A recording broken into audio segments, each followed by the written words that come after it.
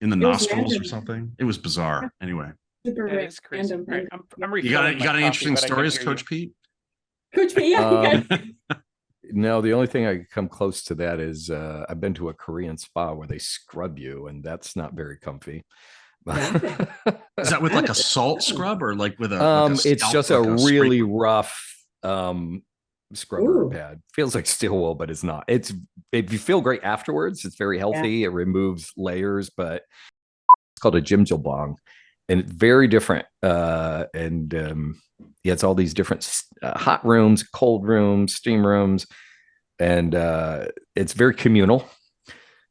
When you're separated by gender, it's very communal because you're not wearing any clothes, and then A lot of hand holding, that sort of you all thing. dress. Then you all dress in the same outfits and go into the communal spaces, and it's just everybody hanging out. They're doing karaoke over in one corner. There's a restaurant.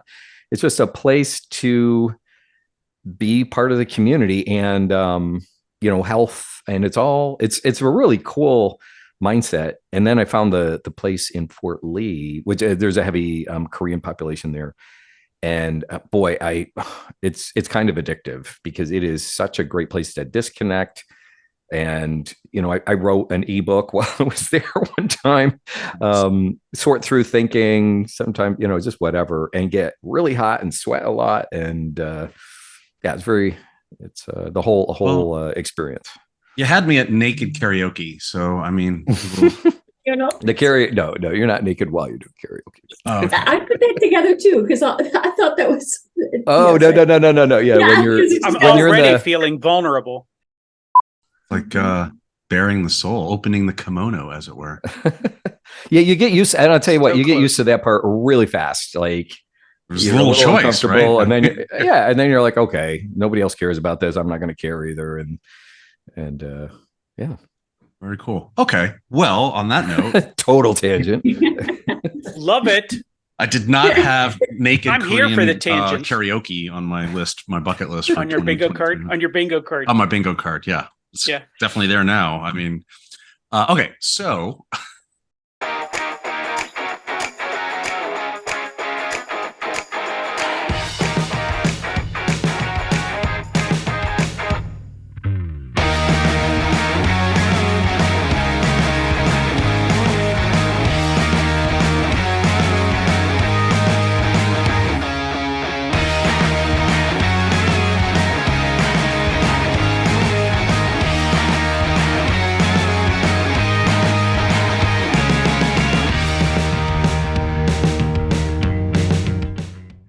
hi, everybody. Welcome to another episode of Consultants Saying Things. I'm Chris Lockhart. We have Phil Yanov. We have Wendy Keene. And we have special guest star, Pete Cafarchio. And Pete, also known as Coach Pete from here on out, that's what we're going to call him. Coach Pete is the CEO of Oculus Consulting and does executive coaching under the Coach Pete brand, right?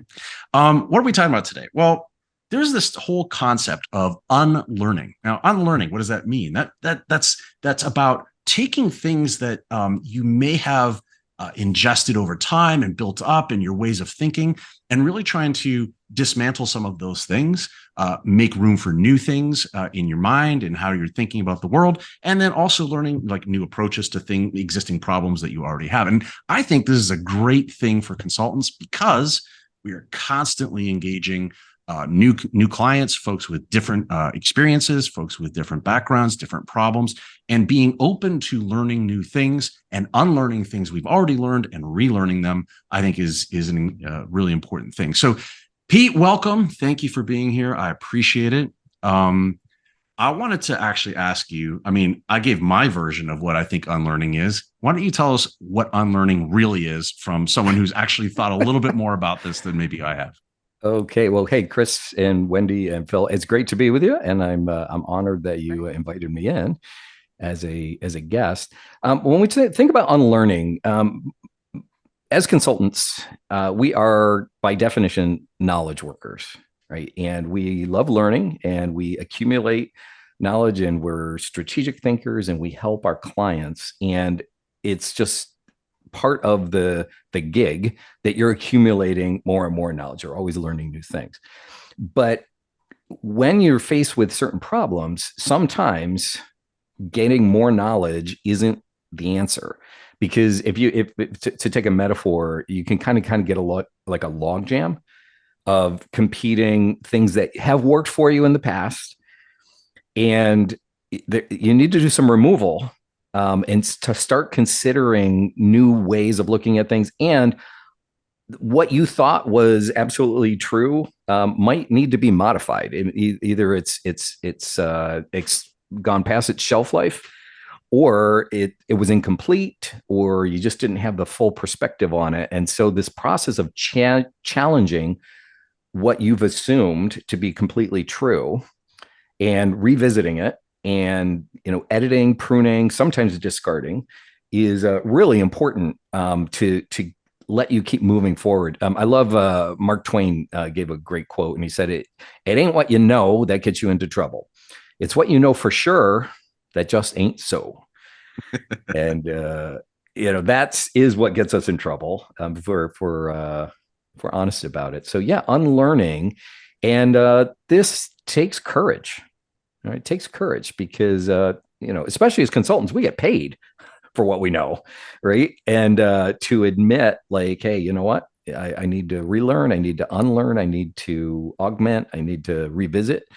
It's to learn to challenge yourself. It's a skill. I'm going to give you another quote just to kind of kick everything off here. Alvin Toffler, who's one of my favorite philosophers, he once said, "The illiterate of the future are not those who can't read or write, but those who cannot learn, unlearn, and relearn." I like that. Yeah, that's the literacy of the future: to learn, unlearn, and relearn. Well, let me ask. I mean, Phil, Wendy, like, why is this really a problem, or is this some sort of like philosophical, like, navel gazing kind of therapy thing? What problem am I solving by making room for sort of different or new ideas? Go ahead, Wendy. Yeah. I don't know that it's a problem so much as it's the way we need to look at our world and our roles and our value going forward. Put everything Pete just said into the context of a very fast moving, ever changing world. The idea of being a knowledge worker or being that expert in something that doesn't change just sort of is no longer. So, Pete, you said it better, but it feels like we really need to lean into learning how to learn, right? And I also think there's an important, Pete, I think you mentioned this in your podcast, the growth mindset, right? That I think is absolutely critical to embrace, and just always be knowing that we can evolve in different ways. So Chris, like I said, I don't think it's a problem, but to be successful, this is the way I think we now have to show up and think. Right. It's an advantage, right? It's a competitive advantage, especially as a consultant, right? Phil, what are your thoughts here? I think the thing is, particularly in a consulting role, right? Our goal is to appear like we are fully integrated and that we know what's going on and we've got the answers. And it can lead us sometimes in a spot where we just don't have that healthy skepticism, right? We just don't say, someone makes a claim and the question is, I don't know, is that true? Are you sure about that? But I think, I guess here's the deal.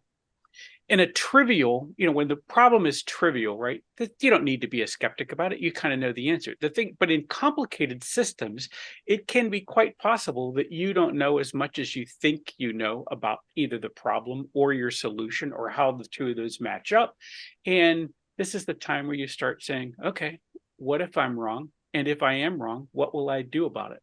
I like there's this technique of, kind of premeditatio malorum, or looking ahead and figuring out what's going to go wrong is one of the ways that I can figure out I might be wrong. And then I would have to take in this process of unlearning. So I think this, I'm healthy. I am a skeptic about whether what am I thinking is right or wrong about a thing. So I ask questions naturally, but I think a lot of times, particularly in a consulting environment, people feel like this makes you appear either weak or vulnerable by asking questions, when in fact, it's just a way to learn more. You are muted, Chris. You are muted, Chris. Yeah, I just don't know how to use Zoom after all these years. What the hell was I going to say?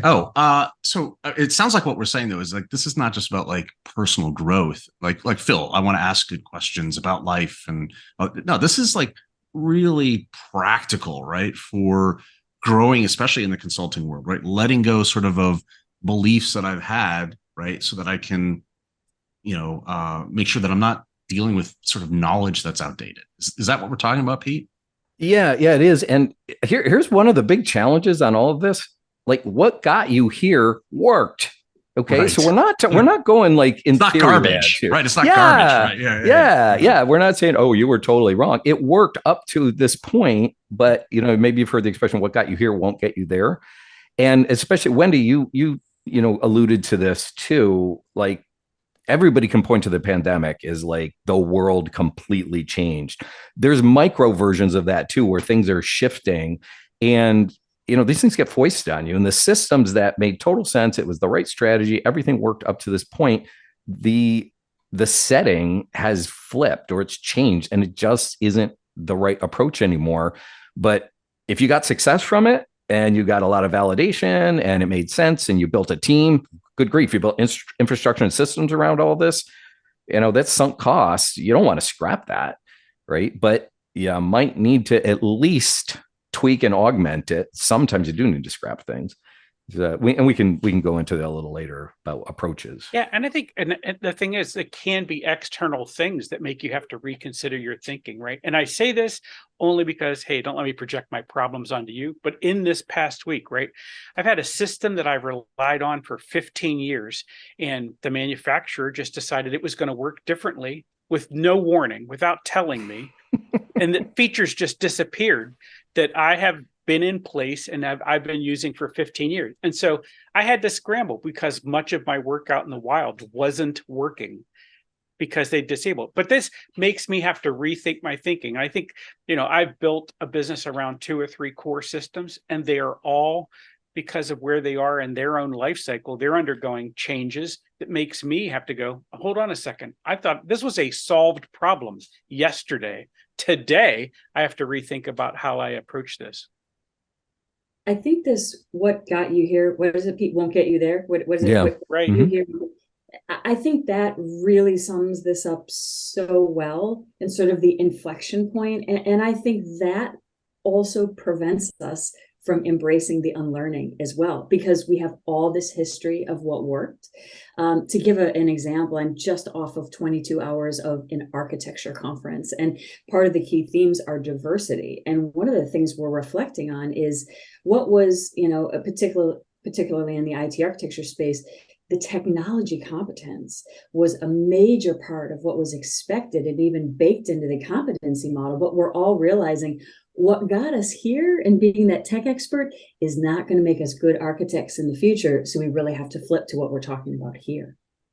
And a lot of that knowledge, right? This isn't just, we're not necessarily talking about like, oh, I learned, Java server portlets 1.3, and now I need to learn, whatever the heck it is, right? Technical knowledge is 20 years out of date, but I learned Novell networks, and now I need to learn, whatever token ring. I'm a domino expert, and now I keep going. Anyway, keep going. Power builder. Power builder. Yeah.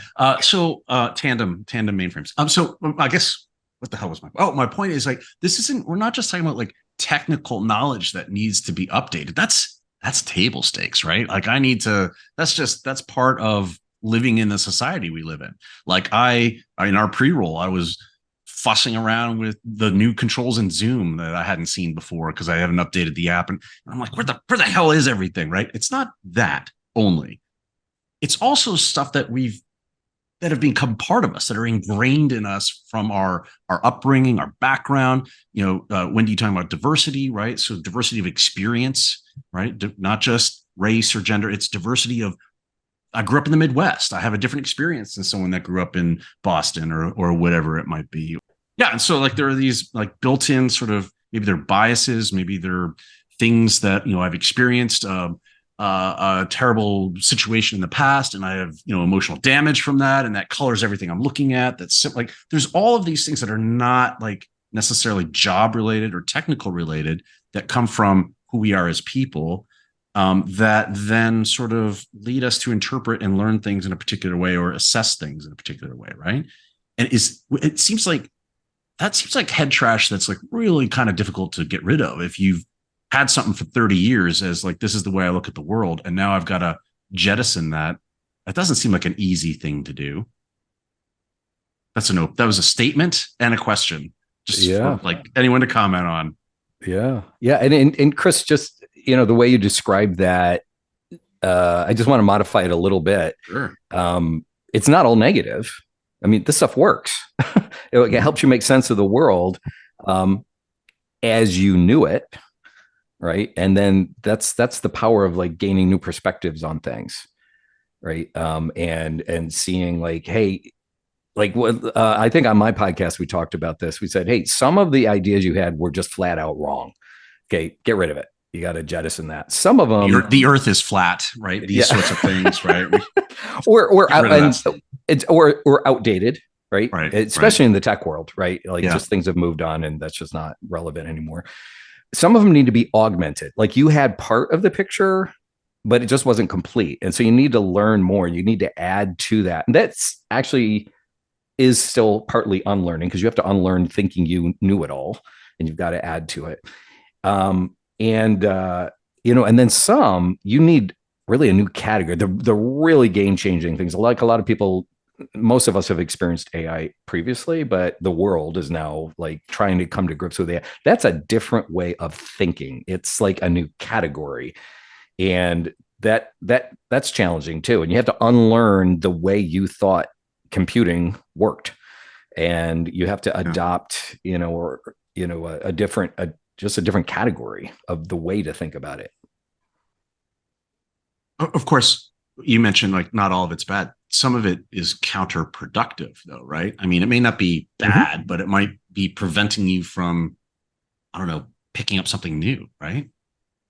I don't know. Yeah, absolutely. And like, let's not ignore what's happening in culture for the past 5-7 years, which is polarization. And that we are being trained to entrench our thinking and defend it.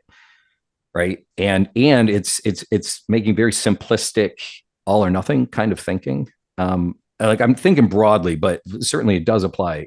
It can apply to tech as well. But we are being trained to set up camps and defend camps and villainize people who disagree with us. Yeah. And burn the other village down. Right. I mean, Phil, we've talked about this before on like when we talked about social media, and I think you had a lot of really good points about like this, the algo is sort of, dividing us into tribes, right?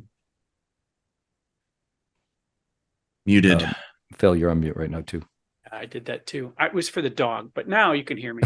So yeah, to your point on that, right? So the algorithm there is creating controversy where no controversy might normally, where normal people of goodwill would come together and have a conversation and maybe even come to some consensus over time. Instead, it emphasizes the fight, right? And so this is exactly the opposite of where, Coach Pete's kind of talking to us, which is, how do we get to a little bit of uncertainty so that we decide that we're going to unlearn something and go to a new thing? And now we're sort of being driven into certainty, right? That overdrive method is just saying, no, we know the answer here. This is the answer. I don't care what your problem is. This hammer will pound it straight. We got it. Yeah, but like sort of a compromise, right? Like a compromise, right? Between what worked before got me here, but I need to compromise. I need to pivot a little bit on how I think about something. I'm not necessarily getting rid of it all, but I'm adjusting sort of how I use that to interpret the world, right? Is that part of unlearning, or are we, when we say unlearning, are we saying like clear the mind, tabula rasa, right? Like let's get something new in here. Well, Chris, when I engage this process myself, when I'm being brave, which is, not always, it's helpful. It's just a thought experiment to absolutely clear the slate and then challenge all the assumptions that you built upon and look at each one of them. And 9 times out of 10, you're going to start restacking things that are true and that do work. But some of them, then you start to, what, I don't know, I thought this, but maybe I was just too influenced by the environment I was in, and maybe there's other ways to look at it. So it's when you engage in this, it's rare that you're going to come out like you're on another planet, right? And but it's like I said, it's oftentimes a matter of augmenting or seeing. Well, I'm going to go on a tangent here. We had talked a little bit earlier about a concept called Janusian thinking, and it's the root word of that. It comes from Janus, which is a Roman god, and it's that head that has 2 faces, one looking forward, one looking back. We get the month January named after that because it's looking back on the past year and it's looking forward to the new year coming. And it's God of doors and gateways and yeah. That nature. Yeah. In the city here. In New York, yes, yeah, looking both ways. And in New York, you'll often see above a doorway on some of these building facades there would be this head of Janus. But to take that into what our discussion here, it's Janus is not either or, it's both and. It's 2 different things that could even seem paradoxical, can exist at the same time, and there just requires a level of like maturity and to be able to embrace that and say there's nuance. And a lot of these issues that we're getting polarized over, it's like there's more than 2, right? There's more than 2 things that could be true at the same time that seem to be competing. I completely get that, right? And you can see I got Christmas decorations going on. We're a bit early this year, but as we approach the American Thanksgiving holiday, right? That's typically when you sit down at the table and you hear many different things, right, from family members, et cetera. But like, what prevents us, right, in those situations from sort of being successful, right? I mean, because let's be honest, it's not like I have to say, I'll be political for a second. I was a Democrat my entire life, but because of that one thing you said, now I'm a Republican forever, right? It's like, we're not saying like you totally change your personality, right? You're ingesting new bits of information that maybe adjust. And I think I have a hypothesis on this, that there are some factors that maybe inhibit us, right? Age, I think, is one of those things, right? I think that's a big one because I think we generally become more inflexible as we age. I think another one, and Wendy, I hate to put you on the spot as the only female here, but you just came out of the Women in Architecture multi-day conference event, which was fantastic, by the way. We'll put a link on the thing because I think it was really good. But I think women are probably better at sort of some of this like multiple angles, multitasking, I don't know, whatever you want to call it, right? Call me out on that if that's not true, but what is your take on that, Wendy? Yeah, I think others do as well, but to your very point, there was a woman during the event that said women sort of think in 3D, which I thought was a really nice way to say it. So it's as you're saying, Pete, it's like this and that at the same time, seeing these different nuances and these different balances. So I do think that's right. And I think it's, I think it's a good way to look at the world. One thing that I've sort of been thinking as you all have been talking here, there's a lot of different scenarios where this unlearning could apply. So we've talked about sort of polarization. We've talked about world with AI. Phil, I feel like in the beginning you brought up, maybe more project situations where you have to like rethink the way we would approach it. Peter or others, how do we know when we need to unlearn? What are my triggers? How do I know this? What tips me off to know I have to think differently? That's a great question. I don't know. Defensiveness? I'm defensive. Yeah. Actually, that's a good one, Chris. I do use that one. Is like, as I've grown in like mindfulness and stuff, I'm looking for my emotional triggers. And if I'm triggered, there's a reason, right? And if something is like absolutely true, or I'm absolutely convinced, I'm not going to get triggered over it. I'm like, okay with it. If somebody disagrees, it doesn't shake me, doesn't challenge me. Right. But so it's only when there's a little bit of doubt in your mind about something. or I someone feel like I have to pushes defend back. something. Well, why do you have to defend it? Like, if you're so convinced, right? Maybe you're defending yourself against insecurity or doubt or whatever. Phil, do you think I age like that a has? lot, by the Sorry, way. keep talking. I'm not going to answer your question because I think you're right about that too, Chris. But I think Pete's right in that bit. It's like if you get into a thing and the room feels defensive at some point. I mean, I think it's completely okay to sort of call that out and say, hold on a second. I mean, this is what I'm reading. I feel like there's a lot going on here and there's some emotionally charged thing. And I'm not sure it's where we really want to be at the moment. What do you think is going on? What do you think is happening here? And see if anyone is aware enough to make that assessment. And if not, then you as the facilitator, the consultant, the coach, can help ask the questions that drive them to question, why do they feel this way? What's going on? I like that. But I think, I've always said that if you're in a meeting and you're gritting your teeth, something's going wrong and you got to figure out why, what's going on inside your head, what's going on inside the meeting. But, that's kind of like one of my mental things is if my jaws are clamped, then my brain is not happy with what's happening. Why? What's happening? What's really going on? And what question should I be asking?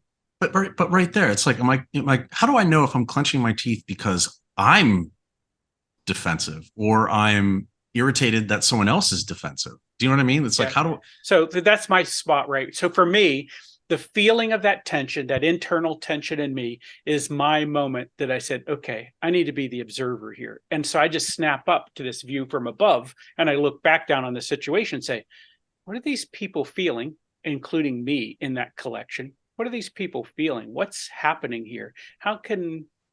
What question can I ask that might make them consider what their motives are?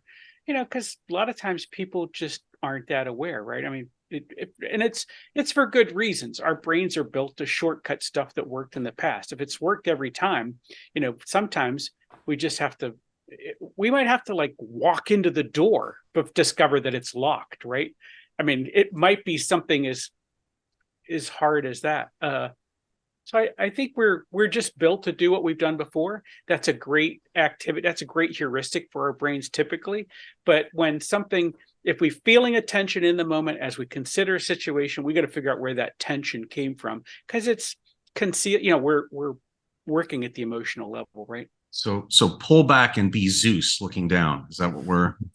It's called the view from above. It's very much a philosophical, but I mean, it's also a psychological approach. And it can be, in fact, therapeutic in that moment when you're like, there's a bunch of weird tension here and I don't know why it is, but let's just stop and ask that question. What happened here? Yeah. Wendy, I love the question that you asked. Another tell for me, if that I might need to broaden my thinking, is if I'm repeating myself a lot, right? Because I'm so bent on trying to convince everybody else, and they might be repeating it like we're in violent agreement, but we're seeing two different sides of the same coin. That's a signal to me that, hey, maybe I need to back out of this, listen differently, open, broaden my view and see, do some unlearning like this,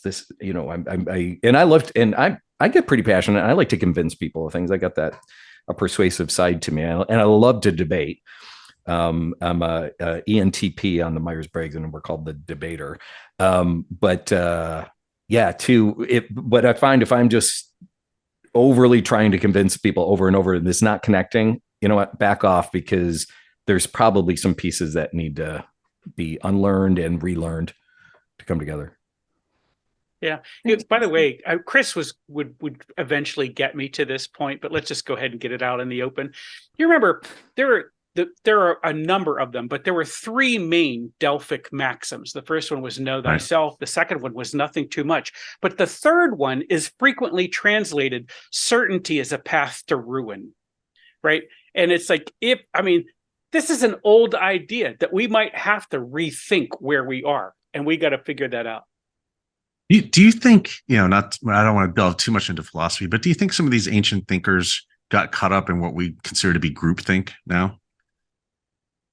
Because You mean I like wonder, when I all of wonder those if that's guys like, decided to assassinate Socrates or whatever? They said killing Socrates was the right answer. Was yeah. that groupthink? I mean, I think the old Because school. and the reason I ask this is I think some of our tools today sort of encourage groupthink, right? Or make it easier to fall into groupthink. Like even on something like LinkedIn, right? Or you're looking, I'm not just talking about Facebook or whatever, Twitter, right? Or X or whatever. It's like you look on LinkedIn and it's like you will see tribes, right? And it's like, how many LinkedIn posts do you see an actual debate going on? It's almost always rah, rah. Yes, you're right. 100%, this, that, the other, you know, maybe we're more susceptible to groupthink now, or it's facilitated. Well, that could be true. I want to separate those just a little bit because Sure. I understand what you're saying, but I want to separate those a little bit. So I'm not a fan of creating controversy online. I'm the cat that says if there's something there to be discussed or gotten to, let's go do that face to face because I want to see Chris's eyes. I want to have a conversation with him. So I'm completely willing to have us cross swords and sharpen them, perhaps by talking to each other in some way, and that's cool. The thing is, I that's humane and inhuman and a good thing to do, I think. But I think, it's just too easy online for it to just misread intentions, etc. So I don't normally do it there. But the thing is, to your point, groupthink frequently happens in a room for lots of bad reasons, right? You got a strong personality. You have people who've just given, they're learned helplessness from some of them, so there are things you need to do and kind of to turn that off if you're really trying to get input and, potentially get to a spot where you have to unlearn a thing. Well, and there's good reasons for groupthink too. One of the most primal needs, the human need, is the need to belong, right? And, if the group's going this way, I want to fit in and I want to belong. That's not in it of itself is not a bad thing. It's just a thing, right? Well, it's in here because it's survival, right? Yeah, for sure. But then, unlearning is, hey, you know what? Why was I thinking that? Was I just going with the flow? I've got some new information, or something doesn't feel right. We got to revisit this. Or are we just running down, with a certain set of assumptions and we ignored some data, and we need to look at that and challenge this again? And that's where it starts to take courage and a lot of tact. Okay, so I used to have the courage by itself, and just like, I don't care what you think of me, I'm just going to call out the elephant in the room. Yeah. And there's a place for that, but to develop the skill to help people enter into that unlearning and challenging process, and lower the fear level. You can't eliminate it, but to lower that and guide them into it so that they can engage with that. Right. And, there's all these agendas and people are attached to things. And, especially in tech, especially if you have somebody built their career around a technology or a system, oh my gosh, they'll sabotage everything's Oracle. Whatever it is, it's Oracle. It doesn't matter. Right? Well, it used to be Unix, right? Yeah. Like, don't touch the mainframe, don't touch the Unix system. They'd sabotage anything that came to threaten their livelihood because they were attaching their retirement. Well, the past 5 years, everything's cloud. It has to be cloud. Right. No questions asked. We're not going to ask any. Has to be cloud. Has to be. Right.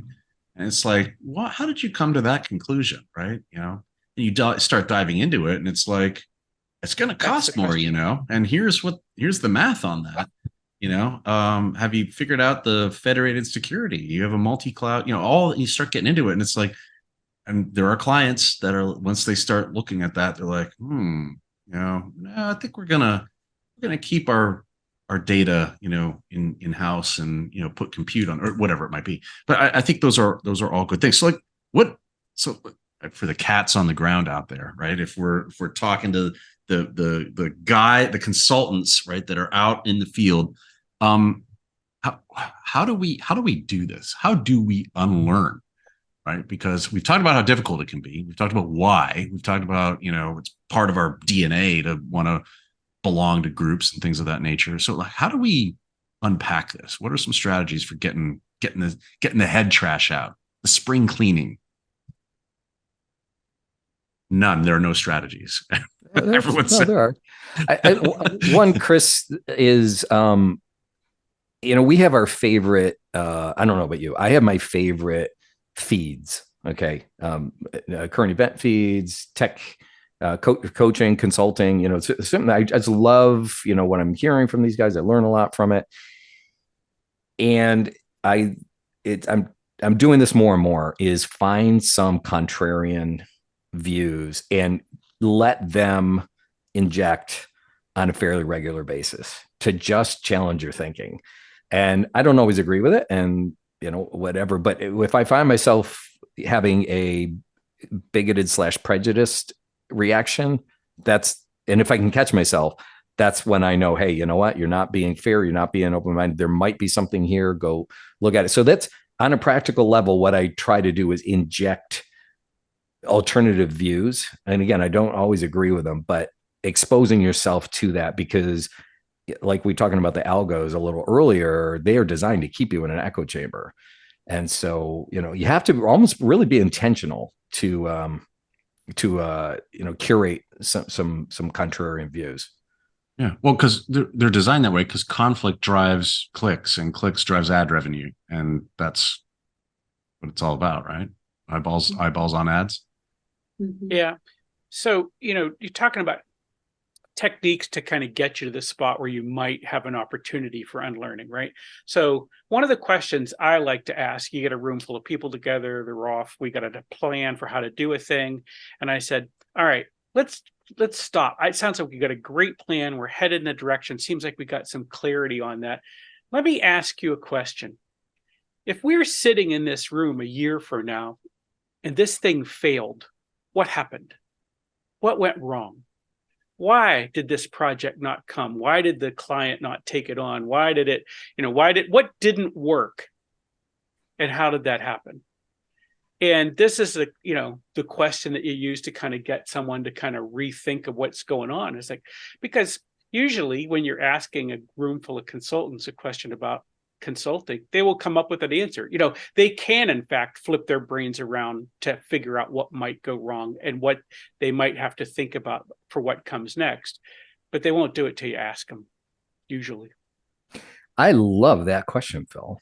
I love it. I've heard another one that's similar. It's different, but it's along the same lines, is if our competitors wanted to take us out, what would they do? Yeah, and I was gonna add that question, but that's a different one. But that's a different kind of a team thing, right? If someone came in and said just blew us out of the water, what would they be doing differently? I love that.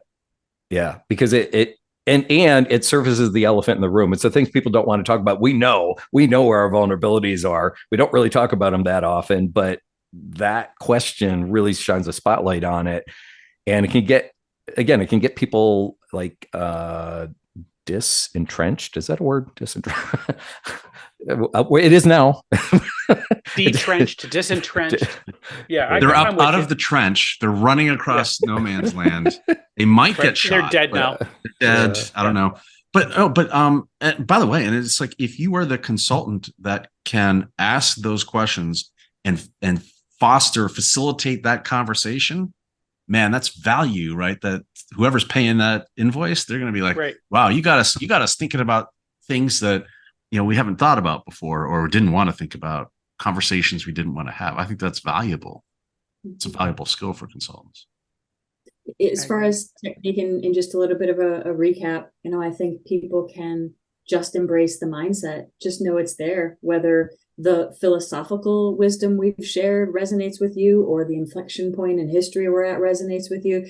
Just to say, hey, here's the value of knowing when I need to unlearn, what those triggers look like, embracing the process of sort of clearing those ideas and rethinking it. And Chris, as you're saying, what value to be able to bring these things to clients. And then I think, Pete, as you're saying, the courage to potentially buck the current right here could be a very real thing, but that's probably another podcast. Yeah. I mean, management consultants in particular typically don't have a problem rocking that boat, right? Of being in a room and because they're all type A, right? And all that sort of stuff. I think technical consultants, sometimes, depending on what religious battle they're fighting, right, they can also be very aggressive in no, Pivotal Cloud Foundry is the only way to go on this, right? Or whatever it might be. So, but I do think there's a lot of times where it's just like, man, I'm thinking about happy hour. I'm not going to rock this boat. I'm just going to not say anything. Let's just get out of here. I got a flight at 4. I want to get out. I want to go home, right? Whatever it might be. So I think that courage there is really important. Bit of it, Wendy, like you said. Okay. Well, so what are some of like let's wrap sort of our final thoughts around this, right? If we think about like unlearning the need for it, we think about unlearning why we sometimes can't do it well or effectively, some strategies for doing it better, right? I think there are implications, right? Which is, I'll just go first and sort of what I'm thinking about this, and then Pete, we'll let you go last. But I think when I'm thinking about this, it's like I'm thinking very practically. I think this is a skill. This is a tool you can put in your toolbox as a consultant, right? And we often talk about asking the good questions, but it's not asking the good questions for a philosophical debate necessarily. It's asking good questions to get people to think about things that maybe they were opposed to when you walked into the room or that they hadn't thought of before. And I think if you are the cat on the ground that has the ability to do that, I think that is, you don't necessarily put it on your LinkedIn profile, but like that's a skill, right? That a lot of people, I think, wish they were better at in part of their career. So that's sort of what I'm thinking of as my takeaway from this, because I think it's really, really important. Philip von Yanoff, Baron of Sealand. Yeah, I'm with you. I think that's absolutely right. So to take, we add to the questions that we've already asked, and I really like Pete say, look for that tension in the room, understand if that's there, that's an opportunity to figure that out. I think being able to look into that table and ask the question, all right, what have we overlooked? What are we not considering that we should be considering? What might come up to affect the outcome of this thing? Asking multiple questions to kind of dig through that, I think it's a power move in there. And to say, look, we all want this to succeed. We're starting with that idea. We want this project to succeed. What are we not considering in this moment that we should be? I like that. I think this is powerful. I like asking questions as a path to learning things, right? I like that Socratic method, but I think this is just part and parcel of it. We might be wrong. And if we're wrong, what will we have to learn new? Yeah, powerful. Wendy, what are you thinking? Because there's implications for the consultant, but there's also implications for the client, right? Definitely. Well, I, big implication or sort of summary takeaway is how we look at ourselves and value, and not just looking at that knowledge, not just looking at my paradigm today, or as we said, what I did that got me here, but to know that there's value in being able to continue look again at these things. And that's going to go on for the rest of our careers and lives. And that's actually a good thing to embrace. We're not losing. We're actually creating more value for ourselves and everybody in the process. Yeah, I like this, right?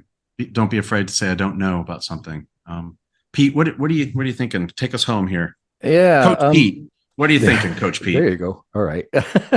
I'm thinking that information is now a commodity, a free commodity. Okay. So if you think your value is to give people information, you're in for a rude awakening. Okay.